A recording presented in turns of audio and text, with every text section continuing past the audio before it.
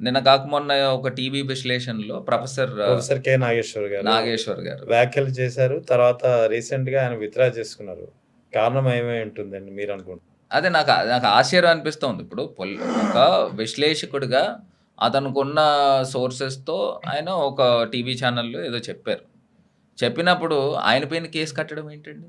నాకు ఆశ్చర్యం అనిపిస్తుంది. అది మరి కూడా పవన్ కళ్యాణ్ గారు చాలా ప్రాంతాల్లో కాదు. పవన్ కళ్యాణ్ గారు ఒక బాధ్యత కలిగిన వ్యక్తి. 30,000 మంది అమ్మాయిలు మిస్ అయ్యారు. అది నిజమా కాదా అనేదైనా తేల్చాలి కదా! అవును. అది ప్రొఫెసర్ గారు ఆయన ఏదో ఒక విశ్లేషణలో ఆయనకున్న సోర్సెస్‌లో వచ్చిన అంశం గురించి ఆయన చెప్తే ఆయన పైన పోలీస్ స్టేషన్‌లో కేస్ కడతారా? అది కూడా ఇక్కడ నాగేశ్వరరావు గారు చేసిన వ్యాఖ్యల తీవ్రత కంటే పవన్ కళ్యాణ్ చేసిన వ్యాఖ్యల తీవ్రత ఎక్కువ. అదే ఆశ్చర్యం అనిపిస్తుందండి.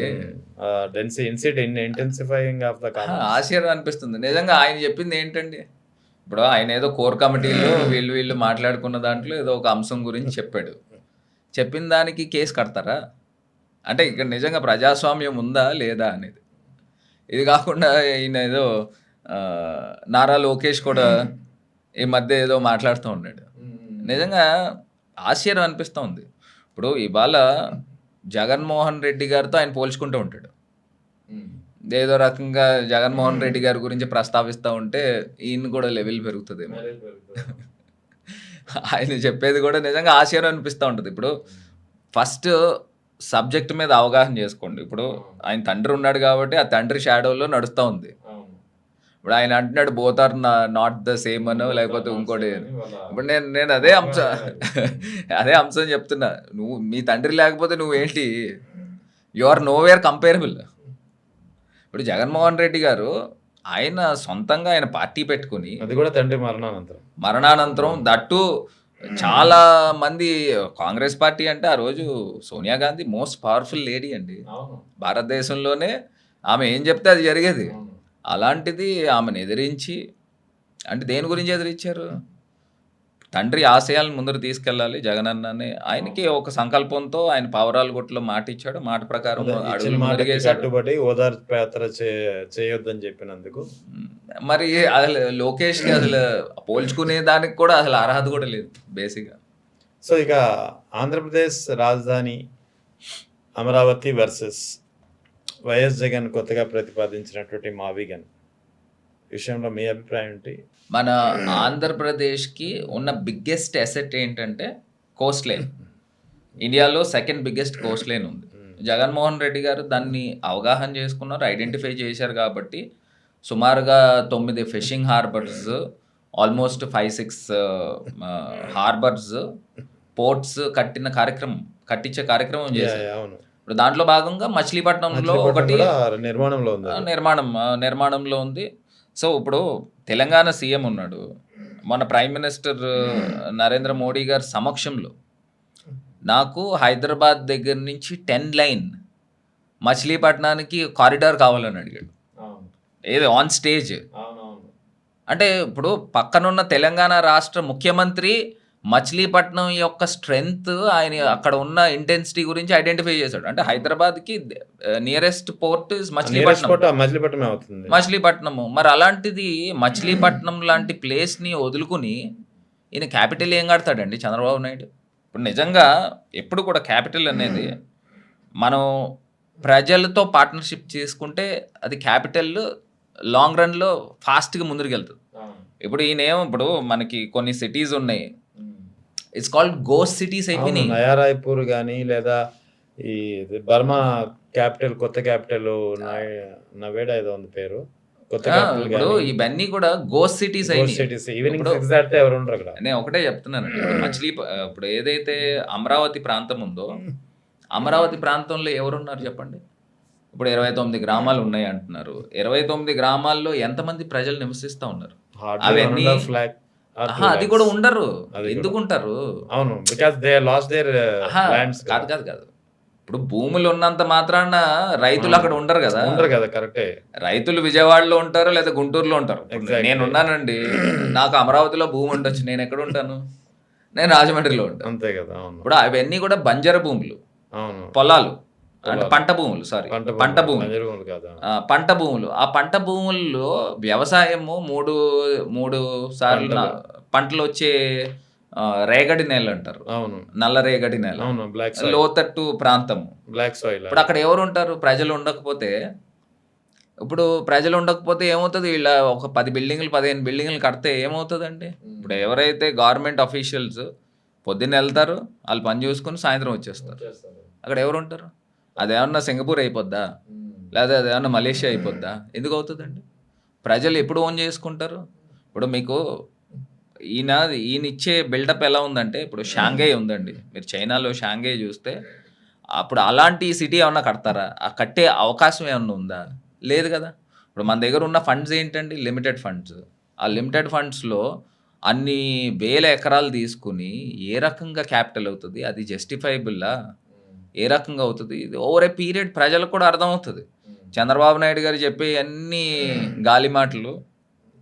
ఇప్పుడు ఇక్కడ మచిలీపట్నం ఏరియా ఉందండి. ఆ మచిలీపట్నము, గుంటూరు, విజయవాడ ఈ 3 ప్రాంతాలు తీసుకుంటే సుమారుగా 40,00,000 మంది పాపులేషన్ ఉంటారు. ఉంటుంది.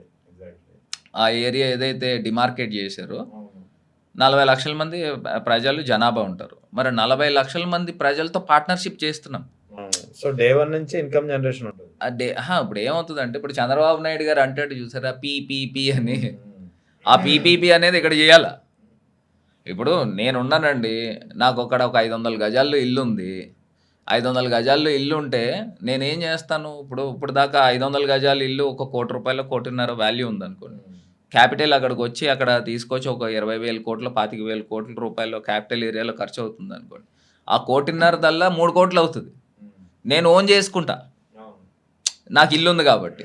నేను ఇంకా అక్కడ ఇంకా పెట్టుబడి పెట్టుకొని, నాకున్న డబ్బులు తీసుకొని, ఇంకో కొంచెం స్థలం కొనుక్కొని, నేనేదైనా చేయడానికి నాకు అక్కడ అవకాశం ఉంటుంది. అంతే తప్పితే అట్లాగా పీపీపీ అనేది అక్కడ చేయాల. మా అభిగన్ దగ్గర. ఏదైతే మచిలీపట్నం, విజయవాడ, గుంటూరు ప్రాంతంలో. అది మీరు ఓవర్ ఏ పీరియడ్ ఒక 10 సంవత్సరాలకో, 15 సంవత్సరాలకో హైదరాబాద్‌తో పోటీ పడేదానికి అవకాశం ఉంటుంది. అదీను ఒక మంచి థాట్ ప్రాసెస్‌తో ఉన్న లీడర్‌షిప్ అక్కడ వర్క్ చేస్తే. ఇప్పుడు చంద్రబాబు నాయుడు గారు ఏంటి, ఆయన ఒక హ్యాండ్ పిక్డ్ కొంతమంది బెనిఫిట్ చేసేదానికి, ఆయన బినామీస్‌ది అక్కడ ఆస్తులు పెంచుకునేదానికి, అక్కడ ఏదో కట్టేసి, అక్కడ పొలాలు ₹1,00,00,000 ఉన్న పొలం తీసుకెళ్ళి 10,00,00,000 అయిపోయిద్ది. అట్లా రియల్ ఎస్టేట్ వ్యాపారం చేసుకుందామనే ఆలోచన ఆయన చేస్తున్నాడు. కానీ అది అక్కడ అయ్యేది కాదు, పెట్టేది కాదు. సో, ఖచ్చితంగా అయ్యేది ఈ ప్రాంతంలోనే అవుతది. రేపు మచిలీపట్నం, విజయవాడ, గుంటూరు ప్రాంతము. ఎందుకంటే కోస్ట్ లైన్ ఉంది. ఇక్కడ మంచి హైవే ఉంది. అటు చెన్నై దగ్గర నుంచి రివర్ బెడ్ ఉంది, సీ బెడ్ ఉంది. అటు చెన్నై దగ్గర నుంచి కోల్కతా దాకా కోస్టల్ కారిడార్ రోడ్డు ఏదైతే కోస్టల్ కారిడార్ నిర్మాణం చేసుకుంటే, ఈయన ఇంకా కేంద్ర ప్రభుత్వంలో ఉన్నాడు కాబట్టి అట్‌లీస్ట్ చెన్నై నుంచి వైజాగ్ దాకా అయినా కోస్టల్ కారిడార్ ఇమ్మీడియేట్‌గా స్టార్ట్ చేయించుకొని, ఇటు మచిలీపట్నం దగ్గర నుంచి హైదరాబాద్‌కి ఒక కారిడార్ ఒకటి చేయించుకొని, మచిలీపట్నం దగ్గర నుంచి బెంగుళూరుకి ఒక కారిడార్ చేయించుకుంటే, actually Chennai Kakinada coastal corridor proposal ఉంది. అదే చెన్నై కోల్కతా. అవును. చెన్నై టు కోల్కతా. ప్రపోజల్స్ ఇప్పుడు ఈయన కేంద్ర ప్రభుత్వంతో భాగస్వామ్యం ఉన్నాడు కాబట్టి ఇవి చేయించుకుంటే రెవెన్యూ జనరేషన్ ఫాస్ట్ అవుతాయి.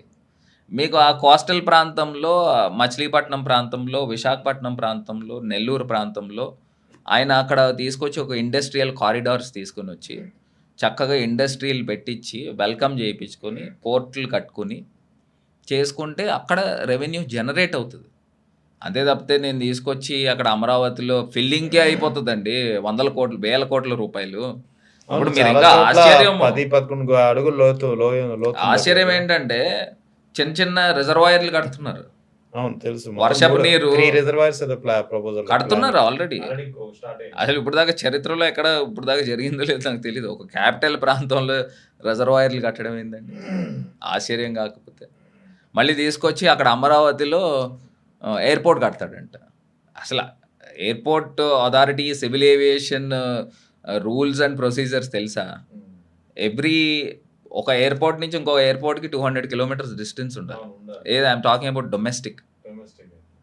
200 కిలోమీటర్లు. ఇప్పుడు గన్నవరం ఎయిర్‌పోర్ట్‌కి, అమరావతికి పట్టుమంటే 50 కిలోమీటర్లు తేడా ఉండదు. పోనీ 70 కిలోమీటర్లు వేసుకో.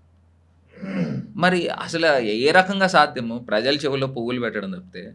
ఇప్పుడు వాళ్ళ మంత్రే కదా ఉన్నాడు. Civil aviation minister.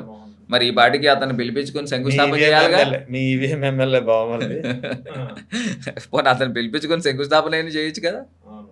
పోనీ అదేదో కేంద్ర ప్రభుత్వం ఒప్పుకోదు కదా ఫస్ట్ థింగ్. ఇప్పుడు లేకపోతే గన్నవరం ఎయిర్పోర్ట్ తీసేయాలి. ఆ! అది తీసేయాలి. అప్పుడు అమరావతి ఓకే. ఆవిడ తీసేసి ఇక్కడ పెట్టాలి. అది అలా సాధ్యమయ్యేనా? హ్మ్. ఈ మధ్య కాలంలో 370 కోట్లు పెట్టి ఎక్స్పాన్షన్ కూడా చేశారు. 390 ఎంతో పెట్టి. సో, ఇప్పుడు 2029లో వైఎస్ఆర్ కాంగ్రెస్ పార్టీ అధికారంలోకి వస్తే మాదిగనే మీ రాజధానా? ఖచ్చితంగా కదండి. ఇప్పుడు ఏది తీసుకున్నప్పటికీ కూడా పోర్ట్ అనేది సీ పోర్ట్ అనేది ఉంటే ఆ పోర్ట్ని ఒక అద్భుతంగా డెవలప్ చేస్తే అటు మనం రాయితీలు ఎక్కువ ఇచ్చుకుంటే చెన్నై దగ్గర పెట్టే ఇండస్ట్రీలు మచిలీపట్నంకి వస్తారు. చెన్నై దగ్గర పెట్టే ఇండస్ట్రీలు అదే కోల్కతా దగ్గర పెట్టే ఇండస్ట్రీలు విశాఖపట్నం వస్తారు. మన స్టేట్ ఇన్సెంటివ్స్ ఇచ్చి కంపెనీస్తో మాట్లాడుకొని సబ్సిడీస్ ఇచ్చి వాళ్ళకి రకరకాలుగా బెనిఫిట్స్ ఇస్తే పవర్లో కానీ ఇంకోటి కానీ ఖచ్చితంగా ఇక్కడికి వస్తారు. అంతే తప్పితే ఇప్పుడు నిజంగా మనము క్యాపిటల్ మనం ఓన్ చేసుకోవాలండి. ఇది నా క్యాపిటల్, ఇది నాది. అక్కడ ఇన్ఫ్రాస్ట్రక్చర్ కనబడాలి. ఇప్పుడు రాష్ట్రం విడిపోయి దగ్గర దగ్గర 12 ఏళ్ళు అయింది. ఏం జరిగిందండి? నిజంగా బాధ అనిపిస్తూ ఉంటుంది. ఇంత ఈ రకంగా అయిన పరిస్థితులు అసలు ఆంధ్రప్రదేశ్కి ఎందుకు వచ్చినాయి రా బాబు. ఇప్పుడు హైదరాబాద్ అనేది అదొక గోల్డ్ మైన్. మన దగ్గర నుంచి గోల్డ్ మైన్ వెళ్ళిపోయిన తర్వాత అసలు కేంద్ర ప్రభుత్వంతో పోరాటం చేసుకుని మనకి రావాల్సిన ఫండ్స్ రప్పించుకోవాలి. ఇప్పుడు కేంద్ర ప్రభుత్వంలో 2 సార్లు ఆయన ఉన్నాడు. 14లో ఆయన ఉన్నాడు, 24లో ఆయన ఉన్నాడు. ఇప్పుడు ఏంటంటే ఇంకొక గొప్ప విషయం ఏంటంటే సెంట్రల్ గవర్నమెంట్కి నంబర్ షార్ట్. తెలుగుదేశం ఎంపీలు మద్దతుతో ఇవాళ గవర్నమెంట్ ఉన్నప్పుడు అవును. అసలు వాళ్ళు ఏం withdraw చేయాలండి చేస్తే ఇలా? మ్యాజిక్ ఫిగర్ తగ్గిపోతుంది. ఏం చేయాలండి? అద్భుతాలు చేయాలి ఆంధ్రప్రదేశ్కి. కానీ మా టైంలో బీజేపీకి 303 MPs. BJP it self 303. Itself is 303. ఇప్పుడు 242 243 ఉన్నాయి. అవును అంతే. ఇటీవల మీరు పరకాల ప్రభాకర్ గారి ఆర్టికల్ తర్వాత ఆయన మా ఛానల్కి ఇచ్చినటువంటి ఎక్స్క్లూజివ్ ఇంటర్వ్యూ కూడా చూసే ఉంటారు. ముఖ్యంగా ఆంధ్రప్రదేశ్ ఎన్నికల్లో is there any mischief behind AP 2024 elections అని చెప్పి ఒక ఆర్టికల్ ఇచ్చారు. నిజంగానే ఆయన ప్రస్తావించినటువంటి ఏదైతే సందేహాలు ఉన్నాయో అవి కాస్త ఆలోచించాల్సినటువంటి విషయాలే. దాని మీద మీ అభిప్రాయం? 100% నేను ఏకీభవిస్తానండి పరకాల ప్రభాకర్ గారు చెప్పింది. ఎందుచేతనంటే ఇందులో ఈ పాటికి కొంత ఇంకా పూర్తి దర్యాప్తులు జరగాలి. ఇప్పుడు ఆయన చెప్పిన అంశం ఏంటంటే మేజర్ మనం ఎప్పుడైతే ఈవీఎం దగ్గరికి వెళ్ళి బటన్ నొక్కిన తర్వాత అది ఓటు వీవీప్యాట్ స్లిప్ 7 సెకండ్స్ కనబడాలి. అవును. మీకు అది నొక్కిన వెంటనే సౌండ్ వచ్చిన తర్వాత 7 సెకండ్స్ కనబడాలి. అనిపించాలి. కానీ అది that is the program written. అవును. ఇప్పుడు సాఫ్ట్వేర్ ఆ రకంగా ప్రోగ్రామ్ రాశారు. రాసిన తర్వాత 3 సెకండ్స్లో ఎలా అవుతుంది? That is the question here.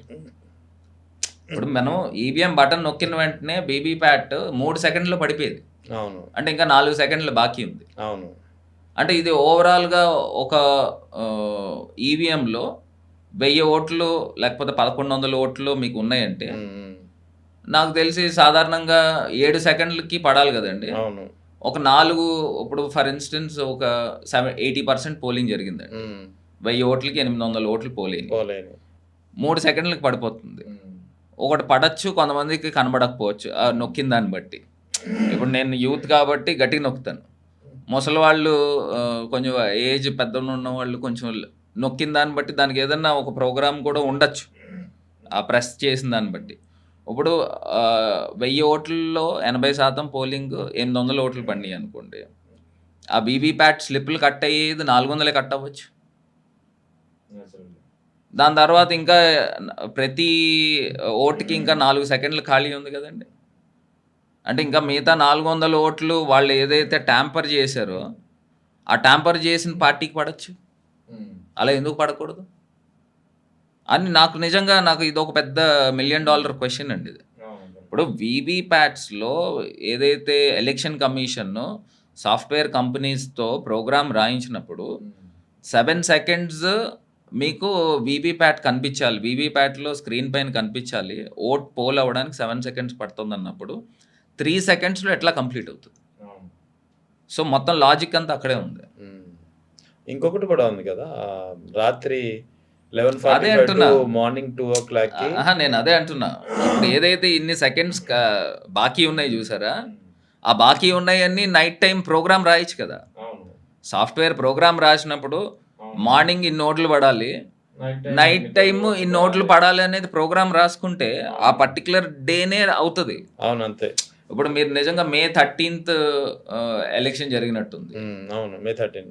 May 13th election. 13th May 13th election జరిగింది. అదే మే 12th మీరు ఎవరైనా మాక్ పోలింగ్ చేశారు అనుకోండి, యాస్టీజే పడుతుంది. ప్రోగ్రామ్ మే 13th కి రాస్తారు. Program written on 13th.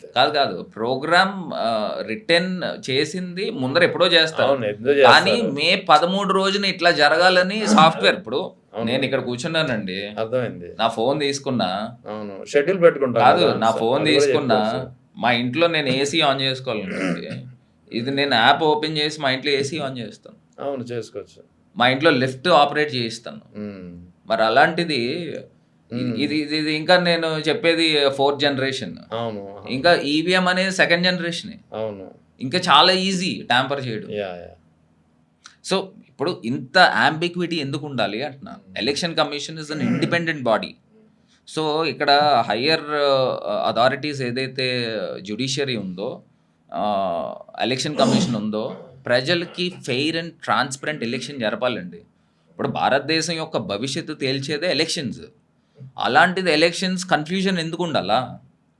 అసలు ప్రపంచ దేశాలన్నీ కూడా ఇవాళ బ్యాలెట్ సిస్టమ్తో వెళ్తూ ఉంటే, మేము ఎప్పుడో 2nd జనరేషన్స్ది అవుట్డేటెడ్ ఎలక్షన్స్, అవుట్డేటెడ్ మిషనరీస్తో ఇంకా నేను ఈవీఎంతో ఎలక్షన్ జరుపుతానంటే నిజంగా ఇది చాలా అన్యాయంగా భావించాలండి. ప్రజలు కూడా పార్టీ తరపున దీన్ని స్ట్రాంగ్ ఒక పిలుపు ఇవ్వడం కానీ, లేదా దీన్ని ఒక డిమాండ్ కింద కానీ పార్టీ తీసుకునే ప్రయత్నం చేస్తుందా, లేదా ఎందుకంటే ballot to switch on to ballot paper అనేది ఖచ్చితంగా జరగాలండి. ఇది this should be a voice of the people instead of voice of the parties కన్నా it should be a voice of the people. ఎందుకంటే 100 కోట్ల పైచిలకు 150 కోట్ల మంది జనాభా కలిగిన అత్యంత ప్రపంచంలో అత్యధిక పెద్ద డెమోక్రటిక్ కంట్రీ మంది. అవును, డెమోక్రటిక్ పాపులేషన్లోనే హైయెస్ట్ పాపులేషన్. మరి అలాంటిది నిజంగా ఇంకా ఒక అంబిక్విటీతో ఎలక్షన్ జరపడం అనేది నిజంగా అన్యాయం అండి. ఇప్పుడు రీసెంట్గా వెస్ట్ బెంగాల్ ఎలక్షన్స్ జరిగినాయి. దాని రిజల్ట్స్లో కూడా కొన్ని అనుమానాలు వస్తున్నాయి. ముఖ్యంగా అక్కడ కూడా దాని ఆల్మోస్ట్ ఆన్ అండ్ యావరేజ్ 2 ఫేజ్లు కలిపి ఎవ్రీ 45 సెకండ్స్కి ఒక ఓటు పడింది. అది కూడా పరకాల ప్రభాకర్ గారే మళ్ళీ ఇంకోసారి బాంబు పేల్చారు. ఆయనకన్నా ముందు కొన్ని సంస్థలు చేసినటువంటి దాంట్లో ఎస్ఐఆర్ ప్రక్రియ ద్వారా పెద్ద ఎత్తున గోల్మాల్ జరిగింది. 91 lakhs ఓట్స్ డిలీట్ అయిపోయినాయి. సుప్రీంకోర్టు న్యాయమూర్తి జాయ్ బాగ్చి చేసినటువంటి వ్యాఖ్యలను కూడా ఉదహరించినటువంటి పరిస్థితి. ఏంటంటే ఈ బీజేపీ నెగ్గినటువంటి 207 సీట్లలో సగానికి పైగా, అంటే 105 సీట్లలో ఆ అభ్యర్థికి లభించినటువంటి మెజార్టీ కంటే ఆ నియోజకవర్గంలో ఎస్ఐఆర్ ద్వారా తొలగించినటువంటి ఓట్లు ఎక్కువ. సో అంటే అటువంటి పరిస్థితి మరి ఏపీలో కూడా రాదని గ్యారెంటీ ఏంటి? What are the precautionary steps the YSR Congress party has been taking? ఇప్పుడు ఒకటి, ఇందాక నేను ఇప్పుడు ఈవీఎంస్ గురించి చెప్పాను. ఇప్పుడు these are both 2 subjects, 2 different subjects. Elections ఒకటే అయినప్పటికీ కూడా ఒకటి ఓట్లు తొలగించడము ఒక ప్రక్రియ, ఇంకొకటి ఈవీఎంస్ ద్వారా ఓట్లు మ్యానిపులేట్ చేసి ఓట్లు వేయించుకోవడం ఇంకొక ప్రక్రియ. ఇప్పుడు మీకు ఒకటి ఇక్కడ ఏంటంటే ఈవీఎంస్ కంప్లీట్ చేసాక దీనికి వస్తాను. రాజమండ్రి నాకు నిజంగా నేను ఇంత డెవలప్ చేసి రాజమండ్రిలో ఇంత మెజారిటీతో నేను ఓటమి చెందనంటే నాకే ఆశ్చర్యం అనిపిస్తుంది. ఇందులో నేను ప్రధానంగా ఇంకొక అంశం కూడా నేను లేవనెత్తుతాను. ఇక్కడ ఏంటంటే భరత్ రాజమండ్రి రూపురేఖలు మార్చాడు. ఎందుకంటే చంద్రబాబు నాయుడు గారు రాజమండ్రి జైల్లోనే ఉన్నాడు. రూపురేఖలు మార్చాడు. అక్కడికి వచ్చిన తెలుగుదేశం నాయకులు అందరూ కూడా ఆశ్చర్యపోయారు. ఎందుకంటే central jail road it self మారిపోయింది. అప్పుడు కరెక్ట్, ఆ రోడ్ రోడ్కి అటు ఇటు మొత్తం మీరు ఈవెన్ హైదరాబాద్లో కూడా నాకు చూపించండి, ఆ స్థాయి రోడ్ చూపించండి. అంత అద్భుతంగా తయారు చేశాను. తెలుగుదేశం నాయకులు అందరూ కూడా అక్కడే ఉండేవారు 50 రోజుల పాటు. ఏంటి రాయలసీమ నుంచి గానీ, వివిధ ప్లేసెస్ నుంచి వచ్చినోళ్ళు. ఏంటి రాజమండ్రి ఏంటి ఇంత మారిపోయిందనే చర్చ కూడా వాళ్ళలో జరిగింది. వాళ్ళలో జరిగినప్పుడు ఈవీఎంస్‌లో ప్రతి చోట ఒక 30, 40 వేలు ఏదన్నా ఈవీఎం ట్యాంపర్ జరిగితే, రాజమండ్రిలో ఒక 50, 60 వేలు జరిగుంటది. ఎందుకంటే రాజమండ్రి ఒకవేళ మెజారిటీ ఎక్కువ రాకపోతే స్టేట్ అంతా వచ్చేసిన తర్వాత, మళ్ళీ అదొక డౌటొస్తది అని జెప్పి, ఇంకా ఒక 25,000 పెట్టెలో ఇంక ఎక్కువ పెట్టారేమో. ఓకే. అది స్పెషల్ కూడా కాన్సంట్రేషన్. జరగొచ్చు. Special special concentration. కాన్సంట్రేషన్. ఆ! ఇంకొక అంశము మీరేదైతే ఎస్ఐఆర్ గురించి చెప్పారో, ఇవన్నీ ఇట్స్ ఎన్ లెసన్స్ అండి. ఖచ్చితంగా వైఎస్ఆర్ కాంగ్రెస్ పార్టీ కిందన బూత్ స్థాయి దగ్గర నుంచి కూడా ప్రతి బూత్‌లో ఎన్నెన్ని ఓట్స్ ఉన్నాయి. ఈ ఓట్స్‌లో 3 కేటగరీస్ కిందన విడగొట్టుకుంటాం ఖచ్చితంగా. మా YSR Congress party solid vote bank ఏది? ఆ ఓట్ బ్యాంకుల్ని కన్సాలిడేట్ చేసుకుంటూ, ఆ ఓట్ బ్యాంక్ తొలగించుకోకుండా బూత్ లెవెల్‌లో బాగా మినిస్క్యూల్‌గా లోపలికి లోతుగా వెళ్ళి ఇవన్నీ కూడా అబ్జర్వ్ చేసుకుంటాం. రెండోది బి అంటే తటస్థ ఓటర్లు ఉంటారు. సి అంటే ఆపోజిట్ పార్టీ ఉంటారు. సో, ఏ, బి కేటగరీస్‌ని ఖచ్చితంగా మేము మానిటర్ చేసుకుంటాము. మేము మానిటర్ చేసుకొని ఆ ఓట్స్‌ని ఒకవేళ తొలగిస్తే ఖచ్చితంగా ఎలక్షన్ కమిషన్ దగ్గర రైజ్ చేస్తాం.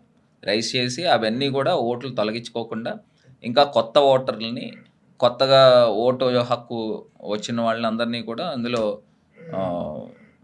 ఇంక్లూడ్ చేపిచ్చే కార్యక్రమం కూడా చేస్తాం.